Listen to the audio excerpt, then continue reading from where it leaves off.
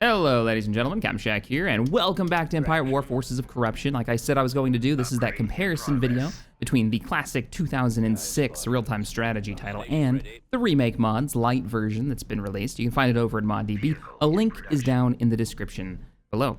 So, Remake Mod. If we're going to be comparing Imperial vessels, we have to start with Ty-LN, the starfighter for the Galactic Empire. And you'll notice, squadron-wise, they're much larger in the Remake Mod. They have to be. It's the TIE Fighter. It's like bare bones, the most basic ship in Star Wars. It's easy to kill as long as you can hit it. And it does look amazing. Now, I left this ship in here. This is the Tartan Patrol Cruiser. I left the ship in here because I wanted to show off some of the lighting. Because the model is basically the same from the base game. From what I can tell, maybe you guys can see some differences there, but it seems like the base game. Patrol Cruiser and TIE Fighter, able to jump into a sector and patrol and look for enemy fighters to take them out.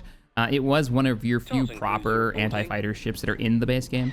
And there you go, as it's flying around. I think its speed has been increased a bit, probably along the lines of something like the Blockade Runner for the Rebel Alliance, but I don't know if they'll redo it or not, but it is an interesting looking ship. Now, at this point in a standard match, you start getting acclimators for the Empire player. But for Remake Mod, there's a lot of new ships. Now, there is a sort of version of this ship right here. And this is a ship that you don't often get to see in Star Wars. This is the Vindicator.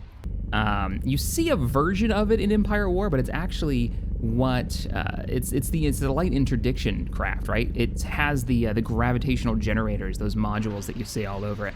Whereas this is the base hull for it, which operates as like a tiny little ISD. It's got a few blaster cannons on it. It can kind of hold its own, and I think it has some concussion missile launchers. But overall, it's pretty bare bones. It's actually sitting here early game. Something cheap that you can get your hands on to fight off, some of those rebel ships that are trying to rush through. It's sitting here fighting off one of the new Moncal ships that the Rebel Alliance gets, and those engine bays are gorgeous as it exchanges rounds. Now, unlike the classic game, there's a lot of smaller vessels for the Empire to get their hands on that are for specific jobs, like the Gladiator here. Gladiator is a carrier, basically. It's got decent firepower. I don't know if this actually has the cannons on it. I don't see any on there. But it does have the 3 hangar bays, and I think there's even one on the bottom. Now, there's a ship that reminds me of the Gladiator, and that's the old broadside cruiser from the base game. A missile boat, more or less. But we'll talk about missile boats later. Now, one of my favorite ships, it's a fan-made creation. This right here, what is this thing called? This is the Vigil. The Vigil class by Fractal Sponge. I'm pretty sure. Correct me if I'm wrong if it's not the Vigil, but I'm almost positive. Fractal Sponge has made a lot of really cool concept art. The Empire's always lacked that, small frigate-sized ship range. There's not much there, particularly in the smaller freighter class. But let's get into the most impressive ship from the classic right here, the Victory class, and now the remake version. This is the ship I fell in love with in the initial release of this mod. Now, back in the day, it was really, really buggy. Now it runs a heck of a lot better if you're playing the newest version that's come out. I didn't even have control of it, and if you don't know anything about the Victory class, it is a missile boat. Those wings hold concussion, I think it's concussion missile launchers, and you can actually see them impacting a heavily armored dreadnought above us in combat and destroying it outright. And that was the initial salvo. And the salvos slowly tick through. It'll get another salvo as the missile tubes relaunch, and there they go with the trails for the missiles. They look so amazing. That's the thumbnail right there. That has to be the thumbnail. Gorgeous. There's so much detail in that one ship, and you can actually see exactly how it's supposed to look. Now, in the classic Empire War, at this stage in the tech tree, you get the ISD. There's your main capital ship, and you've basically gone through all of the ships in the game outside of hero ships, which I am going to do a video on, but I've decided to do heroes as their own separate thing, or we would have a half-hour, 45-minute video of me just drooling over Star Wars ships in Empire War. The ISD-1, the ISD-2 is also in this, and there it is, coming out of hyperspace, dropping all of its fighters and taking on a Corellian destroyer and one of the old Rebel assault ships. Now, there are other ships, and why I love the Remake Mod Space Battles so much is there's a variety of ships that fill a lot of cool roles. Like this ship, it looks like a Star Destroyer, right? But it's actually got a set of turrets down the middle, and it's given up all of its carrier functionality, right? So this is like the Proxersator class. I'm probably butchering how you say that. Now, I left this one for one of the last ships we looked at, the Acclimator, right? Clone Wars carrier, because in the version of the Remake Mod, it's a little OP because it's got, see those purple torpedoes?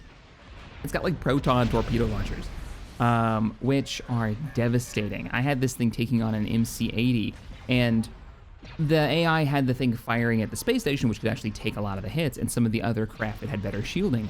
But it left this thing alone long enough that every time it fired those torpedoes, it would destroy a subsystem.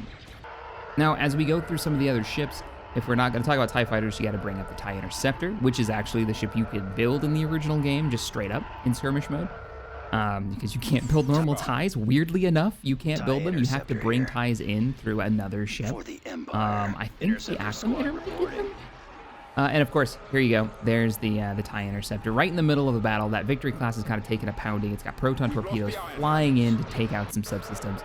I couldn't get the camera to rotate in front of the TIE Interceptors to get a look at it because they're so fast. If we're going to talk about TIEs and fighters in the Empire, we might as well take a look at one of the dedicated light carriers. I don't remember where this comes from in the Star Wars lore. I know it has something to do with the Storm Commandos. It's like a special operations ship or something. If you know, let me know in the comments. Now, the last ship we're going to look at, I don't even count it as a super capital ship. This is a battle cruiser. All right, this is the, I believe, what is it? This is the Allegiance class. And this thing took on a tier 2 space station on its own.